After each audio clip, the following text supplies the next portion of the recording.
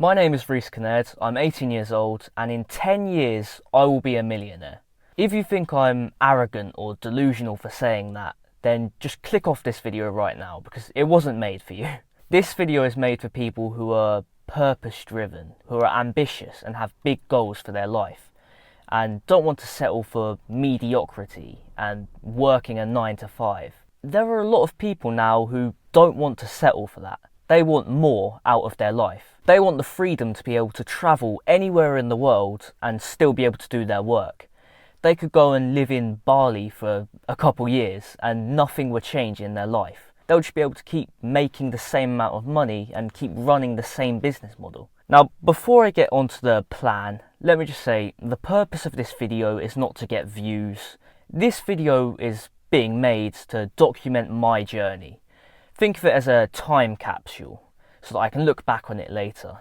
Obviously, my plans will probably change over time as I learn more, but this is the plan that I have right now and how I plan to achieve my big goal and how I plan on getting there. It's mainly focused on building yourself up a ladder, one stage at a time. And with every stage on the ladder that you go up, you have more freedom over your time, or you make more money per hour. I learned of this idea from watching Alex Hormozy. He talks about rather than investing in the S&P 500 and getting about 10% returns every year, you invest in the S&M 500. Pretty much just investing in yourself, your own skills and education. Like if I was to invest in a marketing course to grow my business. Now, there are 6 different stages of my plan to become a millionaire. The first stage is simple. It's universal credit. Basically, in the UK, we have these government benefits for the poorest of the poor. Basically, if you don't make enough money from your job, which is, I believe, under 12,700, you get government benefits, where the government just give you money every month to pay for your general expenses and survive. It's pretty much pure survival. You can't make anything of your life. You're not gaining any skills because you're not actually working a job, and it doesn't really help you at all. This was my starting point in the whole plan, in the whole ladder. This was the very first step because this is where I started. I didn't have a job. I was getting universal credit every month, which was about £260 a month, which you can't really live off. But universal credit wasn't enough to live off that.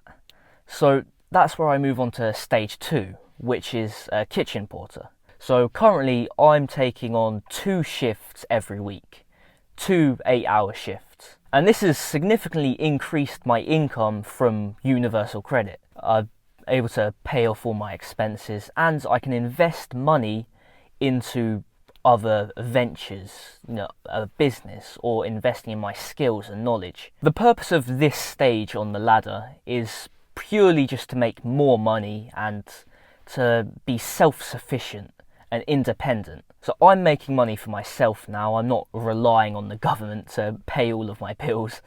And this is the stage that I'm currently on. I'm currently working as a kitchen porter. Now, it's not the best job because I'm not gaining really any skills at all. I mean, I'm learning to talk to people in the workplace and be kind of more professional.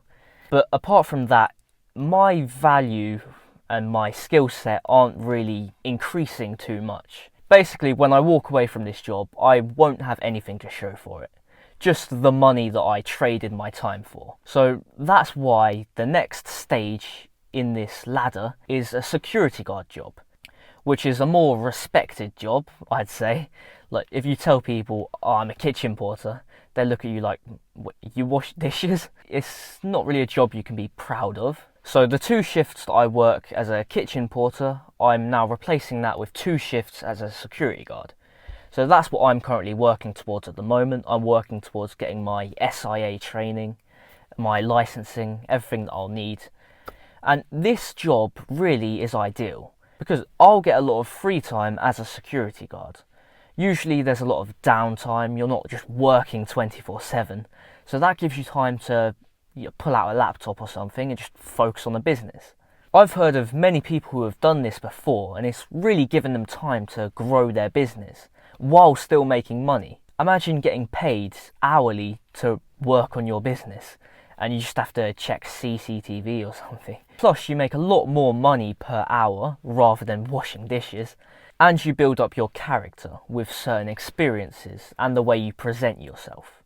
When I was deciding on a job to replace the kitchen porter role with, I was thinking, I need a job that doesn't require a degree, because I don't want to spend 3 years in university when, I plan on starting up a business and making money that way. There was a stat that showed around 70% of the wealthiest people are entrepreneurs, and I think the other 30% were just investors. So 0% of the world's wealthiest people are employees. They all built up their wealth through other means. In these two stages on the ladder, I'm an employee. I'm working for someone else and making money by benefiting someone else's business and making them rich. So eventually, if I want to be successful myself, I need to branch off into starting my own business.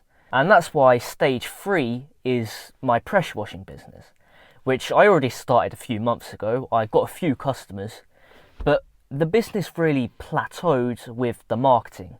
I wasn't able to get many customers from it, so the business kind of dwindled down, and I struggled to really grow it.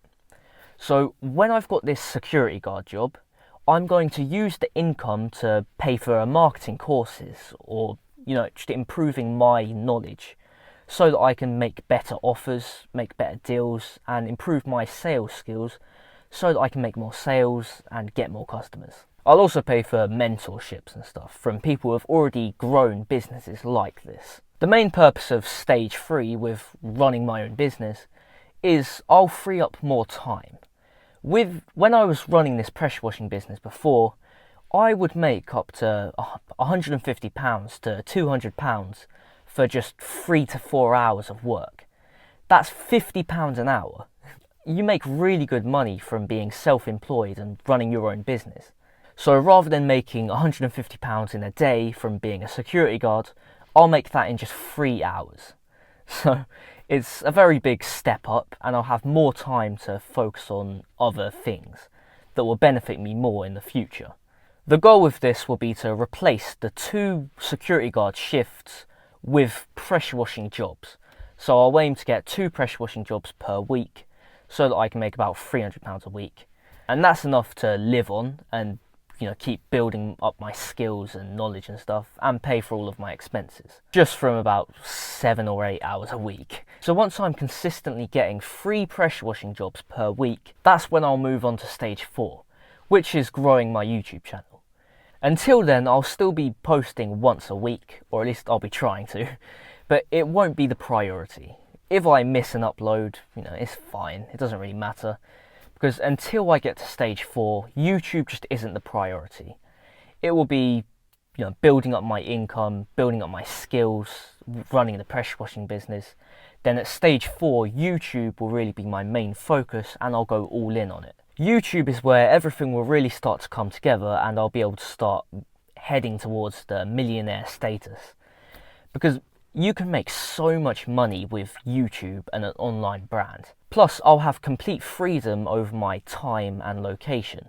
I could work very little hours and just post a couple videos, and I'll make up to 6 figures from this. So it's crazy how much money you can make from a personal brand. I'll also be able to just move to any location that I want. If I wanted to just move to Bali, live there, or America, then I can. I'm not tied to the UK, I can just move. Once I've grown my YouTube channel and I've made it up to 6 figures in income, that's when I'll start to move on to stage 5, which I'll still be running the YouTube channel, but I'll be doing this alongside it. And stage 5 is investing in assets, like real estate or maybe vending machines, just stuff that bring in money. Passive income that I don't really need to do much work for. I just buy the asset and it generates money over time and it appreciates in value. So YouTube will get me up to 6 figures in income every year, and then alongside that, when I'm up to £100,000 in income, that's when I'll start to invest in assets, and that will help me get to being a millionaire eventually.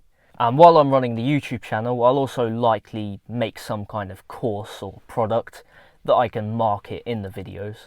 That will help me really grow my income through YouTube. So that's my plan to become a millionaire in the next 10 years, before I turn 28. If you see any holes in my plan or anything that I haven't considered, please feel free to tell me about it in the comments. Maybe you can help me alter my plan slightly. The reason I was motivated to make this video is actually a quote from Conor McGregor. He had a fight coming up and he predicted exactly what he'd do in the fight and how he'd eventually win. And after that he was questioned about it and said, "How did you do that?" And he actually said, if you see something in your mind and you have the courage to speak it and tell people about it, then it will no doubt happen. It will come true as long as you truly believe it and you have the confidence to tell people about it. That will make you work harder as well because you've told everyone your goal. You can't fail now. So I hope this video provided value to maybe 1 or 2 people.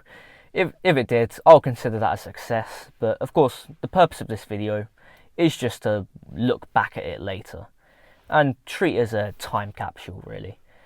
But yeah, thank you for watching. Goodbye.